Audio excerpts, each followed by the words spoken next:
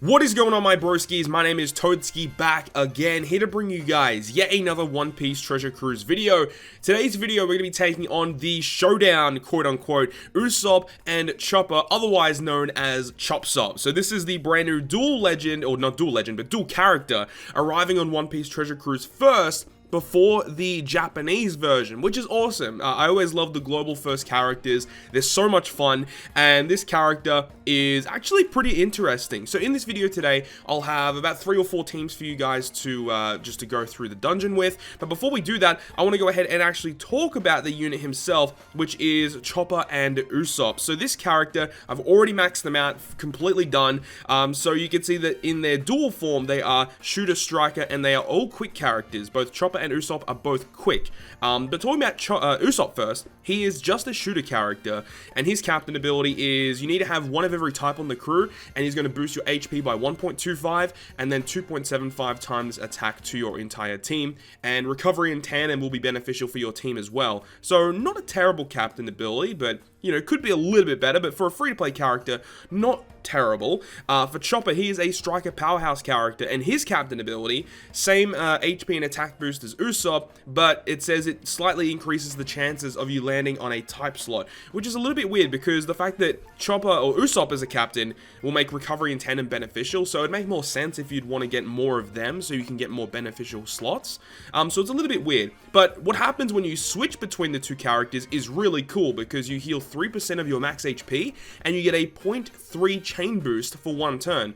Honestly, a pretty good switch ability, and this can be used on, you know, various different teams. So honestly, I'm a pretty big fan so far. And then their special ability, which maxes out at 14 turns, does 80 times his attack in quick damage to a single enemy, and then will fuse into Usopp and Chopper for 2 turns. On top of that, it says that if the enemy is delayed, you heal 20% of your crew's max health, and also give your crew a 1.75 times attack and orb boost for 2 turns.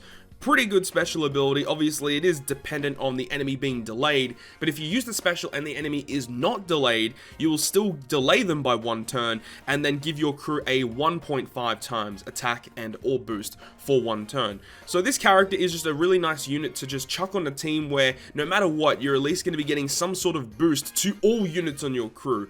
And the fact that, you know, you have a unit available like this is really nice and is able to be used on a lot of different teams. I think that a team that would definitely utilize a character like this very well would be V1 Katakuri. The fact that, you know, with Katakuri you can delay the enemy, and then when you do delay them, you get the conditional boost from Katakuri, but also you can get this special ability from Usopp and Chopper, providing the 1.75 attack and orb boost for your crew as well. So overall, I think this character might see play on that. I'm not really too certain on exact teams where you would want to use this character, but I suppose if you have a way to delay the enemy with some sort of other special ability, you would definitely want to try and run this character if you can, because that's going to be quite nice to get just a free 1.75 attack and orb boost for multiple turns as well. So overall, pretty happy with this global first character, but now let's go ahead and start talking about the dungeon itself.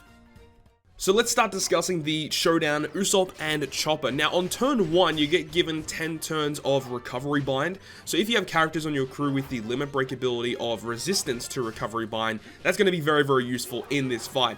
Because if you do have to stall, you can heal back your HP. But remember, it is only 10 turns of recovery bind, so that is relatively easy to get rid of. But as for this dungeon, on stage 4 is when you encounter the mini-boss with Usopp and Chopper. They have 2.5 million health, and their preemptive attack is really annoying with delay immunity. They paralyze your captains, 7 turns of reduced chain coefficient, so having a chain locker is pretty useful here, and also for 2 turns they're going to have a 1 int slot, so you have to hit them with an int ore before you can start dealing damage to them.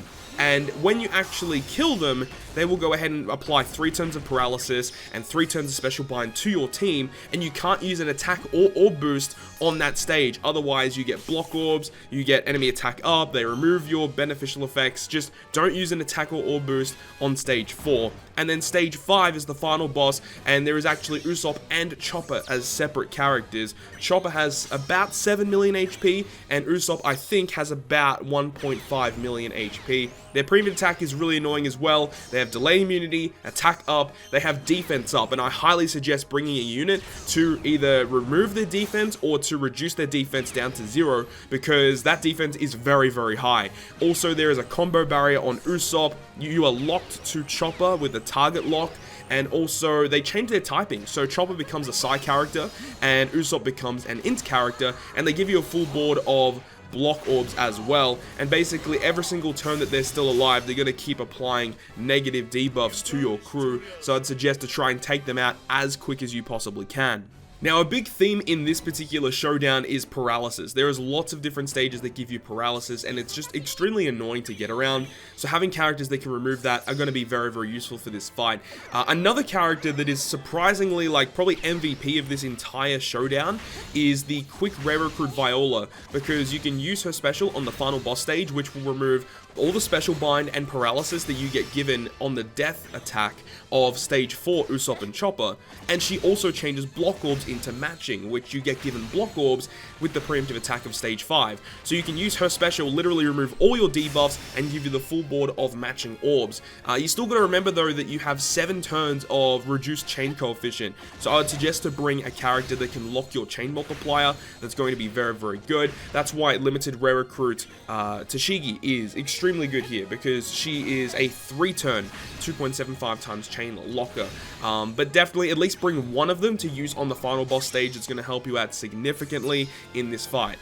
And the inspiration for this particular team came from Lei, who actually developed this team, and instead of having Magellan, he had limited rare recruit Pedro, which I personally do not have, so I definitely had to switch it up for a different character, and Magellan was able to get the job done. Though, you know, with this particular team, you got to make sure you get those matching orbs on stage 4, otherwise you're not really going to be doing enough damage to take down this Usopp and Chopper character. So essentially, if you have limited rare recruit Pedro, replace Magellan with limited rare recruit Pedro on this team. It makes your run a whole lot easier, as the conditional boost is higher when you activate the special ability, and also his dex, so he does more damage against stage 4. And the final team that you guys will be seeing after this carrot team is my boy Luffy and Law. So I'm just ecstatic that I was able to pull this character. Unfortunately, I didn't record like a video for it. You guys would have seen in my previous video that I've just uploaded with the Sugafest pulls part 2, I actually pulled them after the fact, and I did record my screen while I was out, and I did end up pulling them, which was the most craziest thing ever, dude. I was going absolutely nuts, so I wanted to definitely use them for the new showdown, and they work very, very well. The team you guys will be seeing, it involves pretty much similar characters you guys are seeing in this team here, with Viola, who's just an MVP for this raid, as I've said already, and also limited rare recruit Toadskii with that multiple turn chain lock, which is just ridiculously useful. But on top of that, we actually use some other characters. We actually go ahead and use Bobbin, which is a great character for removing the debuffs on the final boss stage, as well as just, you know, doing whatever Bobbin does. He's just a great character. As well as having Rayleigh, 6+ Rayleigh, because of the fact that he has the special ability to remove the paralysis, and his cooldown is relatively low because he reduces his own cooldown by 2 turns every time you activate another special ability. So having that sailor ability on Rayleigh is actually pretty awesome, to be honest. It means that he's way faster than what his cooldown initially looks like, which is great. And then obviously with Luffy and Law, they have that massive orb boost, they have that switch effect which can go through barriers, which you guys will be seeing here in this clip, which is just absolutely awesome. But hopefully you guys enjoyed this video today, and if you guys did enjoy it, make sure to hit the like button, and if you want to stay up to date with all of the content I post, including more One Piece Treasure Cruise content, make sure to hit the subscribe button down below. But on that, guys, I will see you guys within the next video.